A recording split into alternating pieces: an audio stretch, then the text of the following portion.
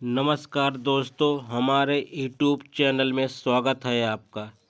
दोस्तों, जो सच्ची घटना आपको मैं सुनाने जा रहा हूँ, यह सच्ची घटना है महाराष्ट्र के एक पुणे शहर की। दरअसल यहाँ एक थाना है बनवाड़ी, और इसी थाने क्षेत्र में रहने वाली एक लड़की जिसकी उम्र 14 साल है। उसके माता पिता इसी शहर में एक नर्सरी में नौकरी करते हैं, काम करते हैं, पेड़ पौधे की रखवाली करते हैं, उनको तैयार करते हैं। यह 31 अगस्त की रात की 10 बजे की आसपास की वारदात है। यह लड़की अपने एक दोस्त से मिलने के लिए पुणे रेलवे स्टेशन पर पहुंच जाती है और वहां जाकर उस लड़के का इंतज़ार कर रही होती है। रात के 10 बज चुके थे मगर उसका दोस्त नहीं आया, जिसको लेकर वह परेशान होने लगी। अचानक ही उस लड़की पर एक ऑटो वाले की नज़र पड़ जाती है, और जैसे ही ऑटो वाले की नज़र पड़ती है, ऑटो वाला उससे पूछता है कि तुम क्यों रो रही हो, क्यों परेशान हो, क्या मैं तुम्हारी कोई मदद कर सकता हूँ। तो लड़की को एक सहारे की ज़रूरत थी। उससे उसे लगा कि शायद यह जो व्यक्ति है लोगों में जिसकी उम्र 30 साल थी, उसने अपने उस दोस्तों को सुना दिया, बता दिया और कहा कि वह अपने घर वालों के बिना मर्जी के या रेलवे स्टेशन पर अपने दोस्त से मिलने के लिए आई थी। दोस्त नहीं आया इसलिए वह परेशान है। इतना सुनने के बाद वह ऑटो वाला वहां से चला जाता है और करीब 10 मिनट के बाद फिर वापस लौट कर आता है। उसने कहा कि जिसका तुम इंतज़ार कर रही हो वह लड़का बाहर खड़ा है और वह यहाँ नहीं आना चाहता है। वह शर्मिंदा है, अपने किए पर लेट हो गया है, इसलिए मेरे साथ चलो और मैं तुम्हें उससे मिला दूंगा। लड़की क्योंकि रो रही थी, काफ़ी देर से उसके पास न पीने के लिए पानी था, न वहाँ आसपास उसे पानी की सुविधा थी। उसने उस वांटेड ड्राइवर ने उसको एक बोतल दे दी और उसने पानी पी लिया। दोनों साथ साथ बाहर तक चल रहे थे। अचानक से लड़की को चक्कर आने लगता है और वह गस खाकर इससे पहले गिरती कि वह लड़का उसे ऑटो तक लेकर पहुंच जाता है और उसके बाद उसे जंगल की ओर ले जाता है, जहां ले जाने के बाद उसके साथ बलात्कार करता है। कई घंटे तक उसे अपने साथ रखता है। उस 14 साल की लड़की, उसे कुछ होश नहीं था क्योंकि वह नशे में थी। उसे पानी के रूप में कुछ नशीला पदार्थ मिलाया गया था। इसके बाद जब 2 या 3 घंटे बीत जाते हैं, वह ड्राइवर एक एक छोटा सा होटल होता है, उस होटल में जो लेकर जाता है, तो वहाँ पर पहले से कुछ लड़के, कुछ और युवक इंतज़ार कर रहे थे। लड़की एक कमरे में जाती है। 31 अगस्त की रात 10 युवा क्या शुरू होता है, और उसके बाद होटल में जाने के बाद उस लड़की को अंदर कमरे में बंद कर दिया जाता है और उसके पूरे कपड़े उतार दिए जाते हैं, यानी कि उसके बदन पर भी एक भी कपड़ा नहीं था। अब वह लड़की शर्मा रही है, परेशान है और उसके साथ पहले से ही बलात्कार हो चुका है। धीरे धीरे होश आता है, तब तक उसके साथ लगभग 12 लड़के बारी बारी से रेप कर चुके थे। दिन निकल जाता है और दिन भर यही काम चलता रहता है। एक के बाद एक लड़का आता है और यही सिलसिला लगातार चलता रहता है। शाम हो जाती है, यानी कि इस कमरे के अंदर वह लड़की लगभग 24 घंटे तक रहती है और वह 12 लड़के 24 घंटे तक उसके साथ बलात्कार पर बलात्कार करते रहते हैं। वह भूख से, प्यास से तड़पती रहती है। वह कई बार कहती है कि मुझे खाने के लिए कुछ दे दो, मुझे पीने के लिए पानी दे दो, मगर कोई भी उसकी गुहार नहीं सुनता है, उसकी कोई पुकार नहीं सुनता है। उसकी चीख की आवाज़ भी उस कमरे से बाहर जा भी रही थी। न जाने क्यों होटल का मालिक, आसपास के लोग उन आवाज़ों को सुन ही नहीं पा रहे थे। यह भी बताया जा रहा है कि लड़की को बार बार इंजेक्शन दिया जा रहा था। बीच में उस लड़की ने बार बार रिक्वेस्ट करती है, माफ़ी मांग रही थी, उसे बचाने की गुहार लगाते रहे। इन 12 लड़कों में से एक लड़के को दया आ जाती है और उसके बाद यह लड़का उस लड़की को लेकर जाकर मुंबई के दादर रेलवे स्टेशन पर छोड़ देता है। अब यह आरोपी के बारे में यह फरार हो चुके थे। इन्होंने सोचा कि शायद वह लड़की चली जाएगी। दादर रेलवे स्टेशन पर जाने के बाद वहां 2 सफाई कर्मचारी मिलते हैं और 2 सफाई कर्मचारी उस लड़की की हालत को देखने के बाद उसके साथ बलात्कार करते हैं।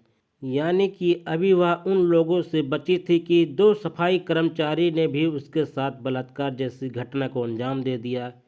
दादर रेलवे स्टेशन के सफाई कर्मचारी ने उसके साथ करने के बाद अपने आसपास काफ़ी समय तक रखा और एक ऐसी ट्रेन में बैठा दिया जिस ट्रेन की जो दिशा थी वह उत्तर की ओर जा रही थी। कई सौ किलोमीटर का सफ़र करते करते लड़की जब चंडीगढ़ पहुंच जाती है, एक कोने में डरी हुई संच बीच में बैठी रहती है। इस बीच न जाने कितने लोग आते हैं जाते हैं, मगर किसी भी व्यक्ति की नज़र उस लड़की पर पहुंचती नहीं है। वह बहुत ही बड़ी परेशानी से गुजर रही थी। उसकी परेशानी किसी को दिखाई नहीं दी या फिर उस लड़की के बारे में जानने की कोशिश नहीं की कि 48 घंटे से ज़्यादा उसके साथ 12 अलग लोगों ने, 2 सफाई कर्मचारियों ने बलात्कार किया था। उसके साथ इतनी दरिंदगी हुई थी, न जाने क्यों किसी की उस पर नज़र ही नहीं जा रही थी। जैसे ही ट्रेन चंडीगढ़ में जाकर रुकती है, एक जीआरपी का पुलिसकर्मी उधर से निकल रहा था। अचानक उस लड़की को देखकर पल भर में समझ जाता है कि कुछ तो गड़बड़ है। इसके बाद वह उस लड़की से कहता है कि तुम परेशान हो, मैं तुम्हारी कुछ मदद कर सकता हूँ। मगर लड़की पुरुष जात के नाम से डरी हुई थी, घबराई हुई थी, क्योंकि वर्दी में भी तो एक पुरुष ही था। उसे लग रहा था कि चंडीगढ़ उतर जाती है, क्योंकि उस ट्रेन का लास्ट स्टॉप था वो चंडीगढ़ ही था। अब वह रेलवे स्टेशन पर उतर जाती है और डरी सहमी एक जगह बैठी होती है। मगर वह पुलिस वाला बहुत अच्छा इंसान था। उसने CWD में and child bail paper committee से संपर्क बनाया हुआ। वहाँ एक लड़की महिला अधिकारी तत्काल मौके पर पहुँच जाती है। उस लड़की को खाना खिलाया जाता है, उसे अपने पास बैठाया जाता है और घंटे तक उसको दुलारती रही, पुकारती रही। एक माँ की भूमिका में उस महिला अधिकारी ने उसका कुछ ही घंटों में दिल जीत लिया। दिल जीतने के बाद उसने लड़की ने अपनी आपबीती बताई और पूरी कहानी घर से निकलने से लेकर और चंडीगढ़ पहुंचने तक की एक एक वाक्य में जवाब बताया। तो महिला अधिकारी रो रो कर बुरा हाल हो गया और साथ ही जो अधिकारी जो पुलिस वाला था वह अलग रोते उसका भी बुरा हाल हो गया।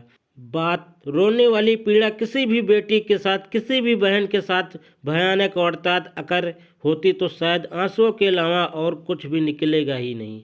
निकलेगा तो उन दरिंदों के लिए बद्दुआएं या फिर कानून से सख्त कार्रवाई की मांग की गुहार निकालेगी। उधर जब लड़की अपने घर से अचानक से गायब हो जाती है तो उसके माँ बाप की, जो कि बहुत ज़्यादा पढ़े लिखे नहीं थे, उन्होंने वही बनवारी थाने में जाकर अपनी बेटी की गुमशुदा दर्ज कराई। लेकिन पुलिस यहाँ का भी बाकी बहुत अच्छी थी। बनवारी थाने की पुलिस ने आसपास के लोगों से पूछताछ की और धीरे धीरे उसके बारे में जानने की कोशिश की।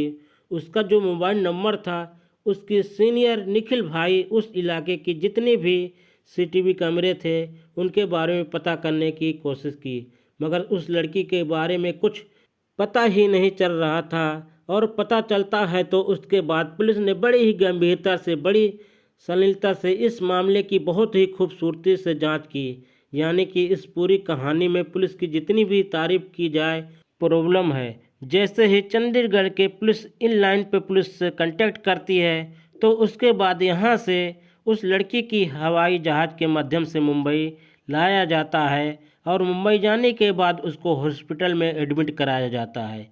जितने भी स्टाफ हैं, होटल के महिला स्टाफ ही उस लड़की के इलाज के, उसकी दिक्कत में उसकी हर ज़रूरत को पूरा करने लगा हुआ है, क्योंकि वह लड़की पुरुष जात नाम से डरी हुई है, घबराई हुई है। इसके बाद पुलिस ने जो कि मामले की जांच पड़ताल शुरू की तो 100 में से ज़्यादा CCTV कैमरे में खंगाला गया और खंगालते खंगालते आखिरकार पूरे के रेलवे स्टेशन पर एक ऑटो जाता है। वह लड़की उसी ऑटो में मिलती है और उसी ऑटो का नंबर उस CCTV कैमरे में कैद हो जाता है। पुलिस ने दूसरे आरोपी को, जिसकी लगभग उम्र 30 साल थी, उसको गिरफ्तार किया, उसको पकड़ा और एक एक करके जितने भी लोग थे यानी कि 12 के 12 लोगों को पकड़ा। उसके बाद इस लड़की ने बताया था, अपना बयान दिया था। दादर रेलवे स्टेशन का दोनों कर्मचारियों को भी पकड़ा। फिलहाल पुलिस ने भी अभी तक इस मामले में 16 आरोपियों को गिरफ्तारी की है, जो इस केस से सीधे सीधे तौर पर जुड़े हुए हैं। मुंबई पुलिस की प्राथमिकता की इस मामले का फास्ट ट्रैक कोर्ट में चलाया जाए, ताकि अगले 10 से 15 दिन में या लगभग 1 महीने में इस केस में निर्णय आना चाहिए और जितने भी आरोपी हैं, सबको फांसी की सज़ा कम से कम होनी चाहिए। मैं सल्यूट करता हूं उस पुलिस का जो जीआरपी का पुलिस का सिपाही था, और मैं उसको सल्यूट करता हूं उस महिला का जिसने इस लड़की का दिल जीत लिया, उन लोगों को हॉस्पिटल तक पहुंचाया। और सल्यूट करता हूं उस पुलिस को, इस मामले को 5 से 6 दिन में खोलकर सबके सामने रख दिया। यह कहानी आपको ज़्यादा वो न्यूज़ चैनल पर या फिर ज़्यादा खबर में दिखने को नहीं मिलेगी, क्योंकि मीडिया की जिम्मेदारी होती है वह कम पूरी कर रही है। वहाँ के ही इस खबर को उठाने की ज़रूरत थी, लोगों को संचेत और जागरूक करने की ज़रूरत थी, उस बेटी को न्याय दिलाने की ज़रूरत थी कि जो शायद मिल गया।